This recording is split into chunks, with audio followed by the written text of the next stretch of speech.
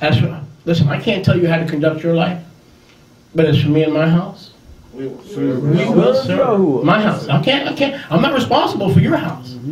John, Yehoshua 24:15. I'm not responsible for your house. As for me and my house, we'll serve you.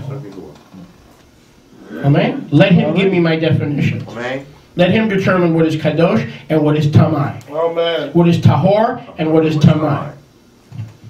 Then, so we just can't keep the Moadim because we're into Jewish roots? Uh-oh. Rabbi, I used to keep Christmas and I used to keep Ishtar. And now I'm getting into my Jewish roots. No. And I want to keep Passover. Oh boy, I'm looking. Rasho said, nope. Nope. I don't care how much Jewish roots you're into. Do not keep the feasts. Why?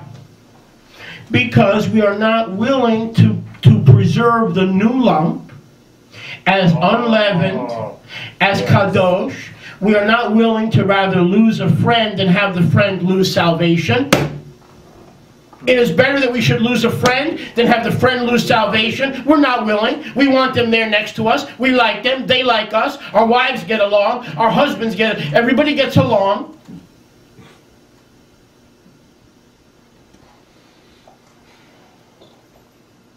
Do not keep the feast unless you allow the ruach and the power. Now go back to the end of verse 4. This can't be done by a rabbi or elders. This has to be done by the power of the ruach, so nobody gets hurt.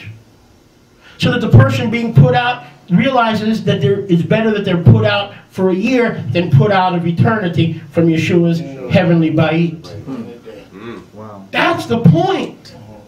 To get our priorities right and things done right and in order. When we understand congregational discipline and the benefit it brings to those who are willing to be what? Exercised thereby. Verse 8, then. When? When? After what? After we judge. That's not what I learned. I am not to keep Passover or Bikurim or any of the Moadim until I have judged righteously. Not self-righteously and hypocritically. Until I learn how to judge by Torah, the final court of arbitration, I shouldn't worry about the feasts.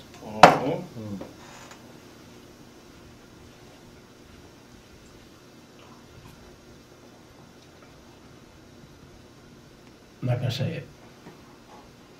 Not going to say it. Say it. No. So then let us keep the moed, listen, verse 8, not with the old way, the way we used to behave, the way religion defined fornication and adultery and lasciviousness. See, even Wilbur had to deal with it today. Lasciviousness, that's sexuality. That's nudity. No, it's not. No, it's not. Lasciviousness is what? If we let the Bible, the Torah do our defining, what is it? Lasciviousness is what? Sexuality or sensuality or nakedness where? Outside of covenant. Outside of marriage, holy matrimony. Then when we understand these things, we'll be able to get rid of the old chametz and celebrate the moed, not with the chametz of malice and wickedness amongst us, listen, but with the unleavened matzah of sincerity and emet. Well, we know that Yeshua is the emet, amen? Yeshua said, Ani hamet, ani hachayim, ani haderech, amen? So Yeshua is the truth, Yeshua is the emet, but that's not enough to celebrate the Moadim. We need sincerity, and the way we get sincerity is by sincerely defining things from the perspective of Torah. Whether they're our best friend or second best friend or third best friend, irrelevant. We enjoy each other's company, irrelevant. The benefit of the congregational whole is more important than your feelings or disposition toward another individual, it's better that they inherit heaven and lose the congregational membership than that you're allowed to stay in the congregation and forfeit heavenly membership. Amen. Right. So when we discipline, it is because of what? It is because of what? Known adultery and known fornication that remains unrepented of. Amen. Amen. It's commonly reported. When a wife announces to us that she's going overseas to get back at her husband, or the husband's going somewhere to get back at the wife, and they continue to keep Shabbat with us, we've got a problem. And the problem's not theirs, the problem is yours. It's not theirs. Because you don't want to let that chametz come to your moadim and pollute your love feasts, as is spoken of in the book of Yehudah, in the book of Jude. We've got to be thankful that we keep the camp small. Because the larger the camp is, it's easier for what? The chametz. Is it easier to get chametz out of a small house or a big house? Where is it easier to get out the chametz during bedikat chametz before Pesach? A small house. Small house, it's easier to find the chametz. Yes. In a big house, it's much more difficult. Verse 9. Again, this message commonly reported. I'm not going to ask you if you're enjoying, even though I know you are, but you've got to be Torah-led to enjoy this message. This is not a fun whip. Oh, let's do. I love you. This is not a Barney on PBS message. You know? I love you. I'm here with all my friends. No, this is about serious discipline where you're going to have to get divorced from people you like for the common good of the community. Uh-oh. Amen. Sir.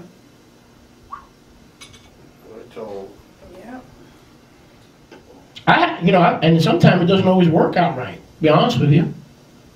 You know, there are people, and this is personal issues, and it's getting a little bit off the subject. But there are people, and I've seen them over the years, I've had one recently, who will leave the congregation on their own. They're not thrown out or asked to leave. Because you want to accept them. And you want to be friends with them. But because they build up walls in their lives, are you with me?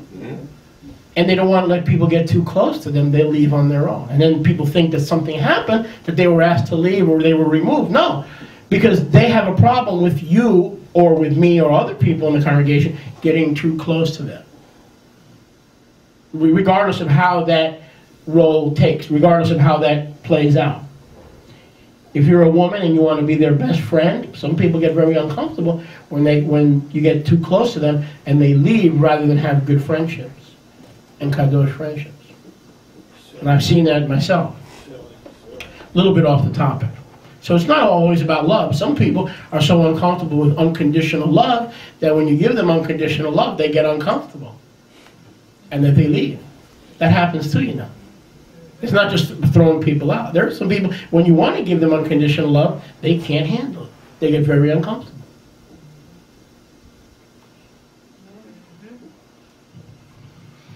Let's continue.